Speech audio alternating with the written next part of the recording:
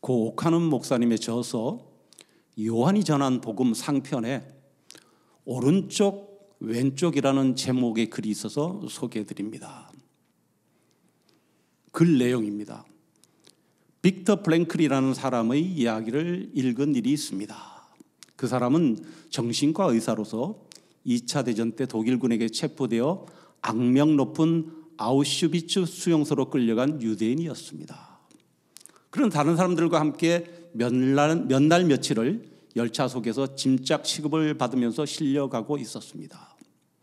도착을 해서 내리자 독일군 장교 하나가 오른쪽 팔꿈치를 왼쪽 손바닥으로 개고 앉아 있었습니다. 그는 한 사람씩 내릴 때마다 손가락으로 오른쪽, 왼쪽을 가르쳤습니다. 그 손가락의 방향에 따라 기차에서 내린 사람들은 오른쪽으로 가고 왼쪽으로 가야 했습니다. 나중에 알고 보니 오른쪽으로 간 사람들은 당일 가스실에서 다 죽었고 왼쪽으로 간 사람들은 살아남은 것입니다. 이 살아남은 자들도 2차 대전이 끝날 무렵에는 10%만이 밝은 세상을 볼 수 있었습니다. 어쨌든 그 장교의 손가락의 향방이 사람의 운명을 좌우한 것입니다. 프랭클은 이런 말을 했습니다.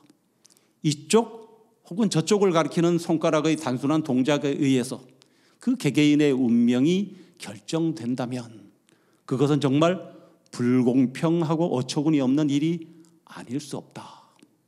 그러나 그것이 바로 우리의 현실이었다. 누군지 모르는 낯선 사람의 손가락에 의해서 우리의 운명이 결정되었던 것이다.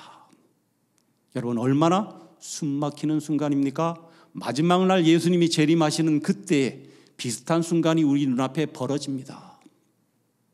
물론 심판석에 앉으신 그분은 낯선 분이 아닙니다. 예수님이기 때문입니다. 그는 자기 마음대로 오른쪽 왼쪽을 가리키는 그런 일을 하시는 분이 아닙니다. 세상에 살면서 사람들이 스스로 결정한 운명대로 오른쪽 왼쪽을 가리키실 분입니다. 예수님을 하나님의 아들로 믿었으면 오른쪽으로, 믿지 않았으면 왼쪽으로 가라고 지시하실 것입니다. 아무도 그것을 놓고 불공평하다고 말할 사람이 없습니다. 왜냐하면 믿어도 내가 믿은 것이고 안 믿어도 내가 안 믿은 것이기 때문입니다. 영생을 얻은 것도 내가 믿어 얻은 것이고 영생을 거부한 것도 내가 안 믿어서 거부한 것이기 때문입니다. 자, 이 옥목사님의 이 글을 통하여 우리 자신의 선택이 영생에 이를 수도 영벌에 처해질 수도 있음을 되새길 수 있습니다. 우리는 요한복음 1장에서 특히 예수님의 신성을 강조한다는 것을 배웠습니다. 그리고 이 예수님을 말씀, 로고스, 그리고 영생, 그다음 빛이라고 요한은 말을 했습니다. 또한 요한복음은 예수님의 인성에 대한 내용도 충분합니다. 예수님이 하나님의 아들이라는 것이 요한복음 기독론의 가장 핵심입니다. 1장 1절에 태초에 말씀이 계시니라, 이 말씀은 곧 하나님이시니라. 또 8장 58절에 아브라함이 나기 전부터 내가 있느니라. 10장 30절에 나와 아버지는 하나이니라. 14장 9절에 나를 본 자는 아버지를 보았거늘. 덧붙여 요한복음에는 기록의 목적이 제시되어 있습니다. 그것은 우리가 예수님이 하나님의 아들임을 믿게 하려는 것과 예수 그리스도의 이름으로 생명을 얻게 하려는 것이라고 말합니다. 요한복음 20장 30절에 31절에 예수께서 제자들 앞에서 이 책에 기록되지 아니한 다른 표적도 많이 행하셨으나 오직 이것을 기록하면 너희로 예수께서 하나님의 아들 그리스도이심을 믿게 하려 하며 또 너희로 믿고 그 이름을 힘입어 생명을 얻게 하려 함이니라. 지난 시간에 살펴보았듯이 예수께서 베데스다 못을 찾아가서 38년 된 병자를 고치셨습니다. 그런데 그날이 바로 안식일이었습니다. 요한은 이 안식일에 예수께서 사람을 고치셨다는 사실을 매우 강조합니다. 오늘 본문에서는 안식일 논쟁, 즉 예수께서 왜 안식일에 사람을 고치셨으며 그것이 어떤 의미를 갖는가 하는 것이 주제입니다. 요한은 본문을 통해서 유대인들이 예수께서 안식일을 범할 뿐 아니라 자기를 하나님과 동등으로 삼는 것에 대하여 예수님은 안식일과 어떤 관계가 있는지, 이를 통해 예수께서 이 땅에 오신 하나님의 아들이시며 하나님과 동등한 권위를 가지신 분임을 분명하게 증언하고 있습니다. 또한 예수께서는 아버지께서 자신에게 생명과 심판의 권한을 주셨음을 말씀합니다. 즉 본문은 아버지와 아들의 관계가 아버지와 아들의 관계와 또 심판과 생명에 대해 말씀하고 있는 것입니다. 다소 어렵고 또 지루할 수 있지만 이 말씀을 통하여 예수님을 향한 우리의 믿음을 다시 한번 점검하고 그분을 믿는 믿음 안에서 주어지는 영원한 생명의 복을 깨닫는 시간 되시기를 소원합니다. 첫 번째로 살펴볼 것은 예수님이 하나님의 아들임을 나타내는 성경에서의 문장 형식입니다. 성경에서 요한과 바울은 예수님을 하나님의 아들로 선포함에 있어서 근본적으로 일치한다고 신학자들은 말하고 있습니다. 다시 말해서 예수님이 하나님의 아들이라는 사실을 입증하고 증거하는 중요한 두 가지 문장 형식이 요한복음 또 요한일서, 2서, 3서 그리고 바울 신학에 동일하게 나온다는 것입니다. 어떤 형식인가요? 먼저 보냄의 형식입니다. The sending formula. 성부 하나님께서 자신의 아들을 이 세상에 보내셨는데 이는 심판이 아니라 세상이 그를 통해서 구원받도록 하기 위함이라는 것입니다. 요한복음 3장 17절 하나님이 그 아들을 세상에 보내신 것은 세상을 심판하려 하심이 아니요 그로 말미암아 세상이 구원을 받게 하려 하심이라. 여기서 보내다의 헬라어 아포스텔레오는 보내다, 파견하다의 뜻을 갖습니다.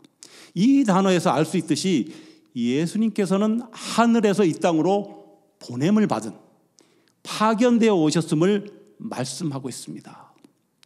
이스라엘 법에는 보냄을 받는 자와 보낸 자는 동일한 존재로 취급한다고 정의하고 있습니다. 이것은 보낸 자의 정권 대사가 보냄을 받은 자라는 것입니다. 특히 보냄을 받은 자가 아들일 경우는 더욱 그렇습니다. 왜냐하면 아들은 아버지의 상속자이기 때문입니다. 예수님이 하나님을 완전히 대표할 수 있는 이유는 아버지가 아들인 자기에게 모든 것을 위임하여 자신의 손에 맡긴 아버지의 그 정권 대사이기 때문입니다. 우리는 누가복음 20장에서 예수님이 말씀하신 악한 포도원 농부의 비유를 기억합니다. 그리고 이것이 이 내용을 잘 설명하고 있습니다. 포도원 주인이 이르되 어찌할까 내 사랑하는 아들을 보내리니 그들이 혹 그는 존대하리라 하였더니 농부들이 그를 보고 서로 의논하여 이르되 이는 상속자니 죽이고 그 유산을 우리의 것으로 만들자 하고 포도원 밖에 내쫓아 죽였느니라. 20장 13절에서 17절입니다. 이것을 보냄의 형식이라고 하는데 요한복음에는 이것이 하나님께서 그의 아들을 보냈다. 왜? 우리의 구원을 위해 라는 형식으로 나옵니다. 그리고 이런 문장 형식은 바울의 로마서 8장, 갈라디아서 4장에도 나오고 있습니다. 갈라디아서 4장 4절에서 5절에 때가 참에 하나님이 그 아들을 보내사 여자에게서 나게 하시고 율법 아래 나게 하신 것은 율법 아래 있는 자들을 속량하시고 우리로 아들의 명분을 얻게 하려 하심이라. 하나님이 이 땅에 성육신으로 오신 것은 스스로 행한 것이 아니라 하나님의 보내심을 받아서 오신 것입니다. 예수님이 이 땅에 성육신으로 오신 것은 스스로 행한 것이 아니라 하나님의 보내심을 받아서 오신 것이죠. 이 보냄의 형식에는 하나님의 아들인 예수님의 선제, pre-existence 사상과 선제 사상과 그러니까 태초부터 계셨다는 것, 그가 하나님의 정권 대사로서 하나님의 대권을 위임받아 그분의 뜻을 집행하는 분이라는 내용이 내포되어 있습니다. 하나님께서 그의 아들을 위에서 아래로 보내셔서 아래 세상에서 윗 세상의 영원한 진리를 나타내게 하시고 죽은 자를 살리는 능력을 나타내게 하셨습니다. 두 번째 형식은 아마 그 전에 한번 살펴본 적이 있습니다만 내어줌의 형식입니다. The Giving of Formula. 요한복음 3장 16절을 보면 예수 그리스도를 보내신 것은 전적으로 하나님의 은혜라고 말합니다. 하나님이 세상을 이처럼 사랑하사 독생자를 주셨으니 이는 그를 믿는 자마다 멸망하지 않고 영생을 얻게 하려 하심이라. 이와 같은 내용을 가리켜 내어줌의 형식이라고 합니다. 즉 하나님께서 그의 아들을 내어주셨다. 우리의 구원을 위해서. 이 내어줌의 형식은 항상 하나님의 사랑을 이야기할 때 나온다는 것입니다. 우리에게는 스스로의 구원 능력이 없기에 하나님께서 그의 아들을 보내주신 것입니다. 하나님께서는 우리를 심판하시기 위해서가 아니라 사랑을 나타내기 위해서 예수님을 보내주셨다는 것입니다. 바울도 로마서 8장과 갈라디아서 2장 20절 등등에서 이 내어짐의 형식으로 말하고 있습니다. 로마서 8장 32절 자기 아들을 아끼지 아니하시고 우리 모든 사람을 위하여 내주신 이가 어찌 그 아들과 함께 모든 것을 우리에게 주시지 아니하겠느냐. 성경에서 이 내어줌의 형식이 나올 때는 항상 하나님의 아들이라는 칭호가 함께 쓰여 있습니다. 예수께서 십자가에서 죽으심은 하나님의 사랑을 계시하는 사건이며 하나님의 본질이 사랑임을 계시하는 사건입니다. 이처럼 십자가에서 하나님의 본질을 계시함으로 예수님 자신이 하나님의 본질을 가진 분임을 계시하는 것이며 이것은 계시자는 계시되는 자와 동일하다는 것 때문입니다. 그리고 그것은 하나님의 인류에 대한 사랑을 의미하고 있습니다. 그렇게 하나님의 아들은 죄인된 인류를 구원하시기 위한 하나님 사랑의 바로 그 실체인 것입니다. 두 번째로 살펴볼 것은 아버지와 아들의 동등한 권위입니다. 본문은 예수께서 베데스다 연못가에서 38년 된 병자를 고치신 후에 안식일에 그 병자를 고치신 것 때문에 유대인들의 박해를 받으시는 상황으로 시작되죠. 유대인들은 예수님을 향해 안식일을 범했다고 비난했고 예수님은 그들에게 자신이 누군지를 밝히십니다. 여기서 안식일을 범하다에서 범하다라는 헬라어 엘류에는 자유롭게 하다, 파괴하다라는 의미로 예수께서 그들이 즉 유대인들이 만든 안식일의 그 규율을 파괴하셨음을 의미합니다. 예수님은 단순히 나는 안식을 범하지 않았다라고 변명하지 않고 나와 하나님은 동등하다라는 선포를 하시죠. 예수님의 이 말씀은 유대인들에게 엄청난 충격을 주었습니다. 17절에 18절에 예수께서 그들에게 이르시되 내 아버지께서 이제까지 일하시니 나도 일한다 하심에 유대인들이 이로 말미암아 더욱 예수를 죽이고자 하니 이는 안식일을 범할 뿐만 아니라 하나님을 자기의 친아버지라 하여 자기를 하나님과 동등으로 삼으심이로라. 유대인들은 안식일에는 어떤 노동도 할 수 없다고 생각했습니다. 하나님께서 천지창조를 마치시고 일곱째 날에 쉬셨기 때문에 인간도 그분처럼 쉬어야 한다는 것이 그들의 율법 해석이었습니다. 아울러 안식일에 일하는 것도 문제지만 자신이 성부 하나님과 동등하게 해방과 구원의 사역을 행하신다는 그 예수님의 주장을 유대인들은 용납할 수 없었습니다. 그것은 유일신 하나님만을 믿는 유대인들에게는 참을 수 없는 신성 모독이었습니다. 여기서 유대인들은 발끈하여 예수를 죽이고자 합니다. 아버지 하나님을 모독했기 때문입니다. 하지만 예수님은 그들의 율법 해석에 정면으로 도전하십니다. 베데스다 못에 누워있는 안식일에 38년 된 병자는 아무런 희망이나 소망도 가질 수 없는 상태였는데 이 병자가 의미하는 것, 병으로 인한 고난이 상징하는 것은 원래의 안식일, 즉 태초에 선포된 심히 아름다운 상태, 생명이 충만한 상태의 안식일이 더 이상 없다는 것을 극적으로 보여주는 것입니다. 다시 말하자면 이 죽음과 고난이 빨리 제거되므로 다시 한번 태초의 심히 아름답고 생명이 충만한 상태가 회복되어야 한다는 것을 그려내고 있는 것입니다. 이런 상황 가운데 등장하신 예수님은 영생을 가져오신 분이며 진정한 안식이 존재하지 않는 이 세상에 안식일을 새로 창조하는 분으로 묘사되고 있습니다. 이것은 안식일에 병자가 있으면 더 이상 참 안식일이 아니라는 것이고, 또한 그것은 우리에게 참 안식일이 있어야 함을 말하는 것이기도 한 것이죠. 반면 안식일의 병자를 고친다면 그것은 예수께서 종말의 진정한 안식일을 가져오고 새 창조를 이루는 분임을 드러내는 것입니다. 예수께서는 자신이 하나님과 어떤 관계에 있는지를 분명하게 이해하도록 하기 위해 본문에는 아버지와 아들이라는 단어가 계속 등장하고 있습니다. 그런데 창조 주신 하나님 아버지께서 하시는 일은 그럼 무엇일까요? 그것은 생명을 주는 일과 심판하는 일입니다. 그리고 예수께서는 하나님의 아들로서 하나님께서 하시는 이 생명 주는 일과 하나님 심판하는 일을 자신도 한다고 말합니다. 5장 19절에 그러므로 예수께서 그들에게 이르시되 내가 진실로 진실로 너에게 이르노니 아들이 아버지께서 하시는 일을 보지 않고는 아무것도 할 수 없나니 아버지께서 행하시는 그것을 아들도 그와 같이 행하느니라. 이것은 예수께서는 안식일을 성취하여 종말의 구원을 가져오시는 분, 즉 죽음을 극복하고 새 창조의 구원을 가져옴으로 생명을 충만케 하여 진정한 안식을 가져오는 분임을 말하고 있습니다. 왜냐하면 그분이 바로 하나님의 아들이며 하나님의 생명 주는 일과 심판하는 일을 대행하는 전권 대사이기 때문입니다.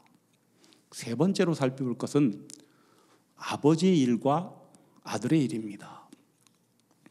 본문에는 같은 표현이 세 차례 반복해서 등장합니다. 19절, 24절, 25절에 나오는 진실로 진실로 너에게 이르노니 아멘 아멘 레고 휴민이라는 말로 예수님의 이런 표현은 중요한 말씀을 하신다는 것을 뜻합니다. 자, 그럼 어떤 말씀일까요? 먼저 19절을 봅니다. 그러므로 예수께서 그들에게 이르시되 내가 진실로 진실로 너에게 이르노니 아들이 아버지께서 하시는 일을 보지 않고는 아무것도 스스로 할 수 없나니 아버지께서 행하시는 그것을 아들도 그와 같이 행하느니라.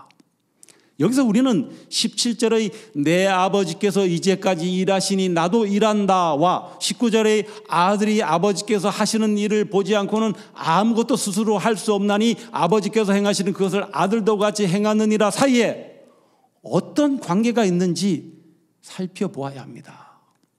우리는 분명히 아버지 하나님과 아들 예수님이 동등하다는 사실을 살펴보았습니다. 따라서 우리는 성경에 근거하여 두 분이 서로 동등하지만 그럼에도 불구하고 아버지가 하신 일을 보지 않으면 아무것도 할 수 없다고 예수께서 말씀하신 그 이유가 무엇일까요?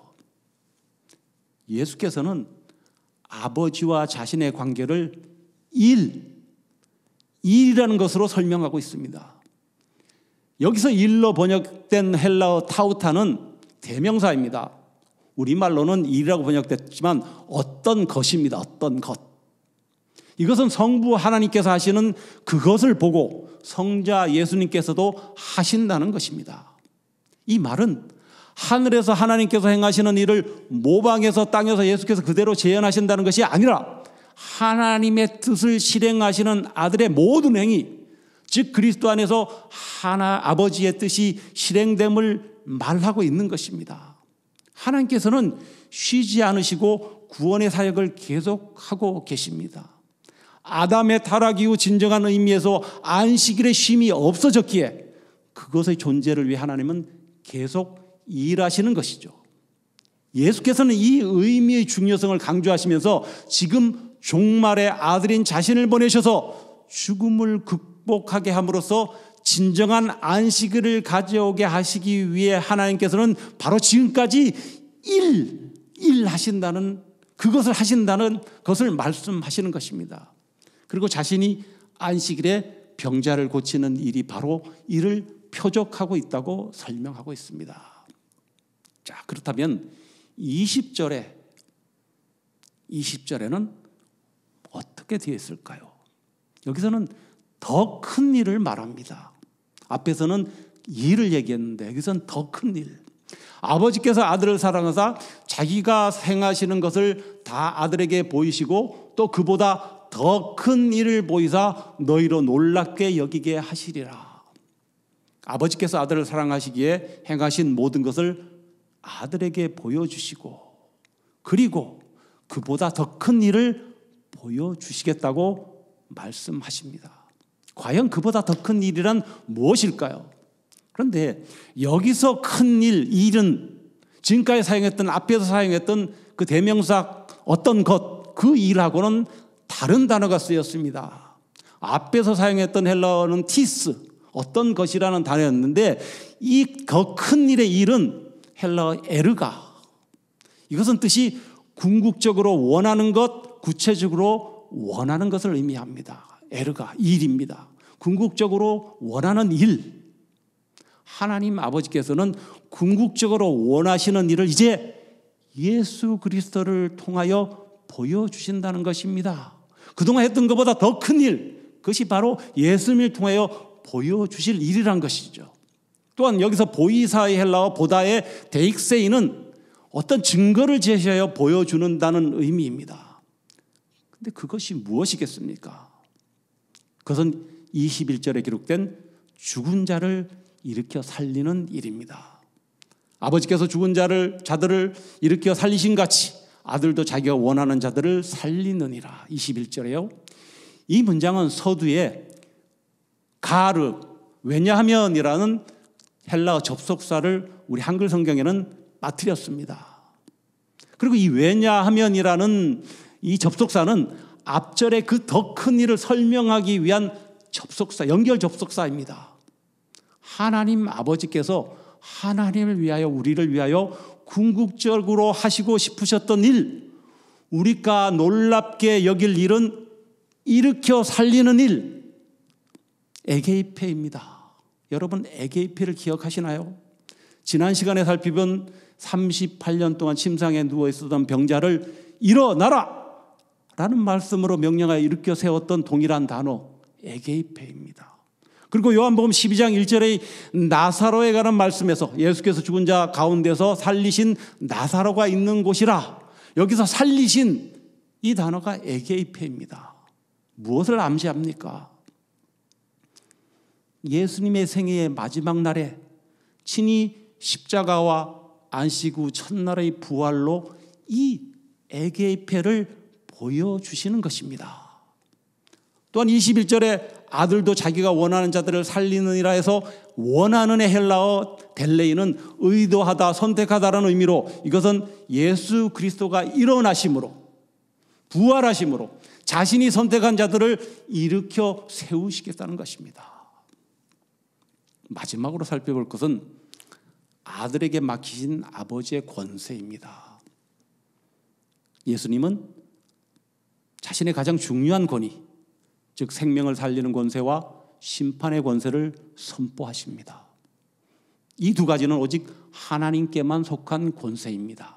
22절에서 23절에 아버지께서 아무도 심판하지 아니하시고 심판을 다 아들에게 맡기셨으니 이는 모든 사람으로 아버지를 공경하는 것 같이 아들을 공경하게 하려 하심이라.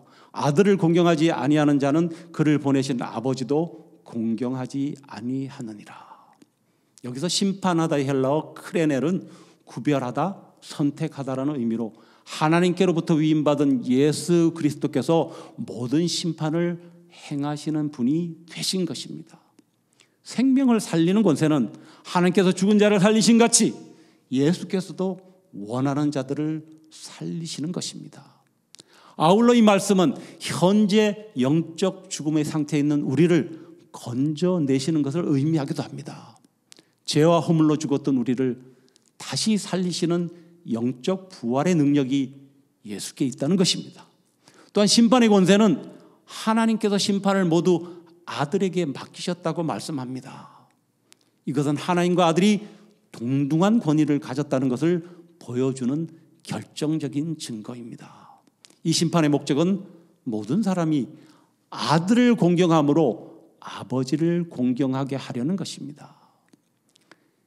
예수님을 공경하지 않는 것은 그분을 보내신 하나님을 공경하지 않는 것입니다. 그러나 유대인들은 하나님을 공경하며 안식일을 지킨다고 하지만 예수님을 배척함으로 그들의 믿음이 허구라는 것을 말씀하고 있습니다. 아울러 이 말씀은 오늘 우리가 갖는 이 믿음이 과연 진실인지 허구인지를 돌아보게 하는 말씀이기도 합니다. 말씀을 맺습니다. 이 시간 우리는 예수 그리스도께서 하나님과 동등한 권위를 가진 하나님의 아들이시며 생명을 주시는 분이고 심판의 주님이심을 확인했습니다. 우리는 이 지를 통해 우리의 삶에 어떤 의미를 가져야 할까요? 오늘 말씀은 예수 그리스도를 우리 삶의 주인으로 모셔야 한다고 말씀합니다. 예수님은 단순히 우리를 돕는 분이 아니라 생명을 주시는 구원자시며 우리의 삶을 심판하실 심판주시라는 것입니다. 그분은 우리의 모든 것을 알고 계시며 우리의 삶의 모든 영역에서 주인이 되기를 원하십니다. 진리가 퇴색되어가는 이 시대에 하나님께서 그리스도를 통하여 우리를 위하여 우리가 놀랄 만한 감탄할 만한 더 큰 일을 보여주실 그분에 대한 우리의 믿음을 굳건히 세우고 주님 안에서 주어지는 영원한 생명의 복을 충만하게 누리시는 저와 여러분 되시기를 간절히 소원합니다.